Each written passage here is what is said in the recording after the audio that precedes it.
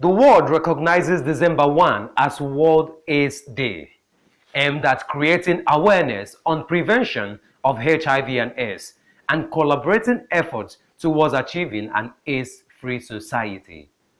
How do we intend to achieve this feat? Now, let's do an x-ray into the theme of this year's celebration of World AIDS Day in Nigeria and globally. From the global stance, the theme is Global Solidarity, Shared Responsibility.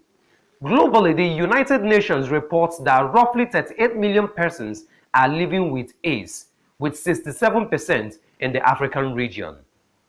What role does the government have to play in this solidarity and shared responsibility? The Secretary to the Government of the Federation, Boss Mustafa, in a remark at the unveiling of the strategic document in commemoration of World AIDS Day, said the government is ready to partner the private sector to support the National Agency for the Control of AIDS and other partners towards the production of antiretroviral drugs to be administered to patients. That means the fight goes down to collaboration.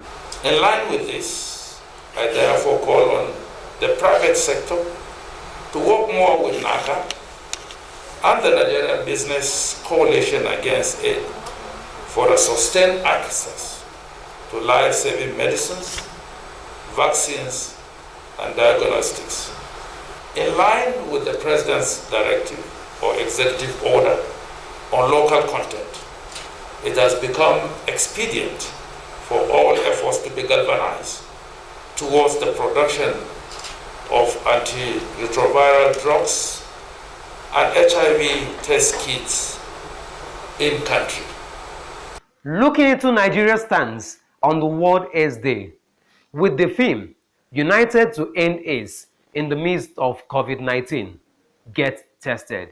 I heard the SGF saying it is remarkable, and as the chairman of the Presidential Task Force on COVID-19, the government has consciously taken steps to ensure that citizens do the needful to avoid being infected or infect others, also stressing the fact that people need to be tested. As chairman of the Presidential Task Force on COVID-19, we have consciously taken steps to ensure that as a country, our citizens do not or do the needful to avoid being infected or infecting others with COVID-19. And with 2 vaccines under trial potentially having more than 90% efficacy, I believe that ultimately there will be light at the end of the tunnel. Nigeria as a country aligns fully with the global solidarity and shared responsibility, which requires us to view global health responses, including the AIDS response, in a new way altogether. The funding of additional 50,000 persons on treatment annually by His Excellency President Muhammad Buhari is a clear testimony of our commitment to global solidarity and shared responsibility, to leave no one behind and no one dies as a result of HIV. The Minister of Health, Dr. Osage Ehanire, also buttressed that there is need to promote the rights of people living with HIV and AIDS and to ensure access to life-saving incentives. We reaffirm the critical role of country ownership and sustainability as important elements of the endeavor, including domestic investment, an enabling environment, and ensuring people-centered policy making and implementation. Dr. Ehanire said the fulfillment of the pledge made by President Muhammadu Buhari to increase the numbers of persons on HIV and AIDS education by 50,000 annually is part of the combat against the prevalence of the virus in Nigeria. It is against this background that the National Treatment and PMTCT Program, NTPP, has been reinvigorated with the support of our partners to strengthen the health sector response. We have also adopted new evidence-based approaches that ensure services are accessible to everyone needing it. The new National Guidelines for Prevention, Treatment and Care and the National Acceleration Plan for Pediatric and Adolescent HIV Treatment and Care are examples of two initiatives which we shall be presenting here today. I shall at this point acknowledge the support of our development partners, especially the United States government, the Global Fund, UNAIDS. Global Fund and the US government are jointly responsible for keeping over 1 million people living with HIV in treatment.